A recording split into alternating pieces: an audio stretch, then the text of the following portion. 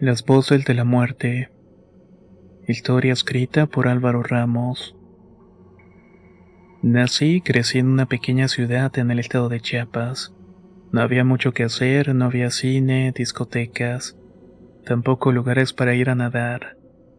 Únicamente teníamos como distracción ir al parque central o jugar fútbol los sábados por la mañana.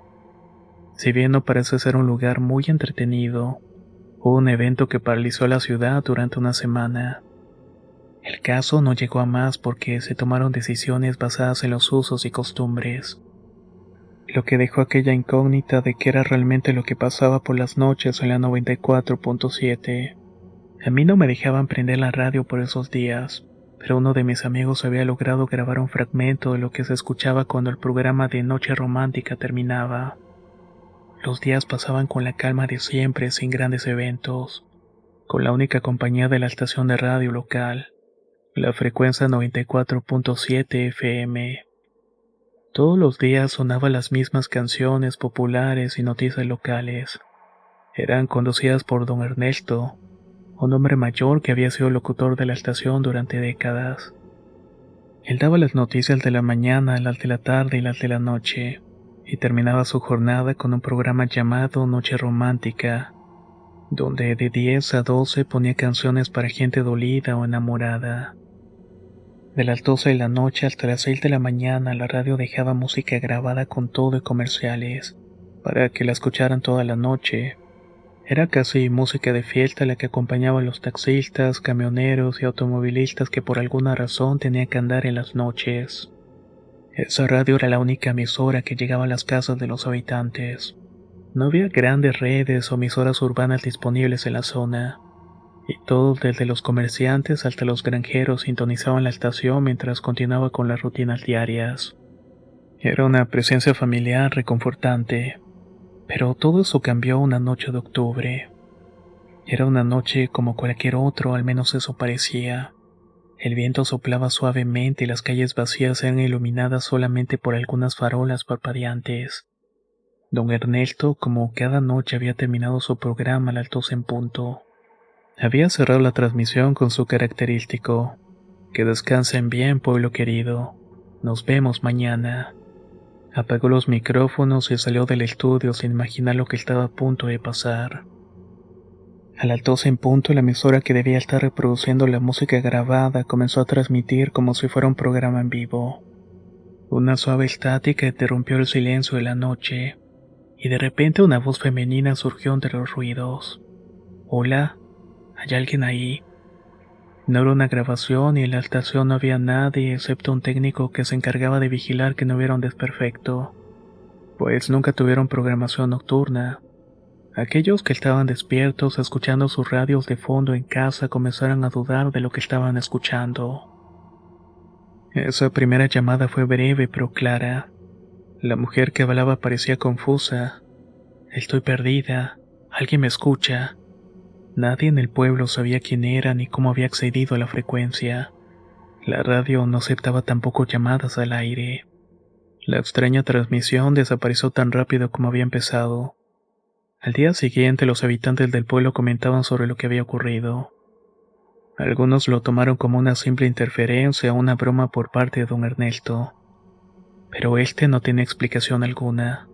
Solo prometió que iba a revisar los equipos y que no había razón para alarmarse. Sin embargo, la noche siguiente la voz volvió. Esta vez era la voz de un hombre. «Alguien puede escucharme. Está oscuro aquí. No sé en dónde estoy. Por favor, ayúdeme». Don Ernesto, que había recibido llamadas de los oyentes preguntando si algo raro estaba ocurriendo, decidió ir a la estación de radio esa misma noche.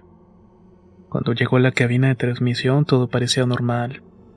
Pero de repente el teléfono de la emisora, que nunca sonaba a esas horas, comenzó a sonar. Don Ernesto dudó un momento antes de contestar. Al otro lado de la línea únicamente escuchó respiraciones entrecortadas y un leve susurro: «Me atraparon. No puedo salir». Don Ernesto intentó hablar, pero la línea se cortó abruptamente. Revisó el equipo, las antenas, las líneas telefónicas, pero todo funcionaba correctamente. Esa llamada no tenía razón de ser. Por esa única ocasión se tomó la decisión de desconectar todo y durante esas horas en la estación no se escuchaba nada. Al día siguiente los reclamos de los trabajadores de la noche se hicieron escuchar, pues ellos decían que su única compañía era la música y que no les importaba si algo interfería con la programación. Ellos únicamente querían tener algo para escuchar. Fue por la presión del público que la tercera noche todo volvió a la normalidad, pero siempre esperando que sucediera algo durante la madrugada. Esa noche las voces continuaron, siempre diferentes, siempre llenas de terror y angustia. Hombres, mujeres, jóvenes y ancianos, todos como pidiendo ayuda, describiendo lugares oscuros y desconocidos. Hablaban de estar atrapados sin salida, de sentir que algo los estaba acechando. Está justo detrás de mí. No hay luz aquí. Por favor, díganle a mis hijos que lo siento. En la ciudad se hablaba sobre muertos que querían contactar a sus seres queridos por la cercanía con las fechas del Día de Muertos. Otros decían que no, que las voces eran voces de la muerte, mandando un mensaje a los vivos, como queriendo mostrar que era lo que nos esperaba en su reino. La situación comenzó a ponerse más seria cuando un grupo de personas religiosas le pidió al alcalde que cerrara definitivamente la estación. De por sí le quedaba poco, ya que desde hacía un año atrás ya se había notificado que esta frecuencia pasaría a ser propiedad de otro concesionario, así que ahora solamente podía adelantarse lo inevitable. El alcalde lo hubiera hecho si no fuera por otro grupo que presionaba para lo contrario. Ellos querían que las voces pudieran revelar cosas de sus seres queridos.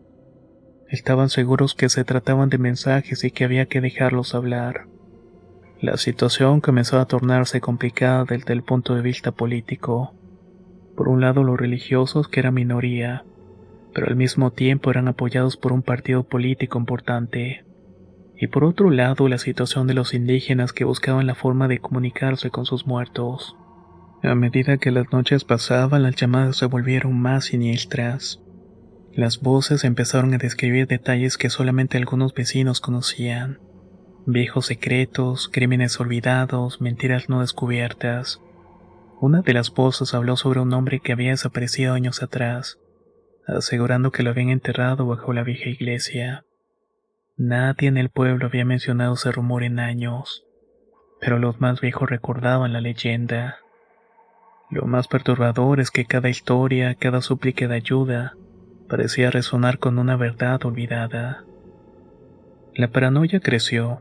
Algunos vecinos empezaron a desconfiar unos de los otros, pero las voces mencionaban nombres y situaciones que pocos debían conocer. Los habitantes, una vez unidos, ahora comenzaban a mirarse con recelo, temerosos de lo que sus propios vecinos podrían haber hecho. En el caso de mi familia, recuerdo muy bien que mis padres habían dejado de hablar con los vecinos, pues tenía miedo de que todo lo que dijeran fuera usado en su contra o que ellos hablaran con más gente, y después pudiéramos recibir algún tipo de daño. El dueño de la estación, exhausto y aterrado, decidió dejar de transmitir la radio por las noches. Creía que cerrando la emisora y desconectando el equipo podría detenerse las llamadas. Sin embargo, algo sucedió. Lo que pensaba solamente ocurría en la radio comenzó a pasar en las casas.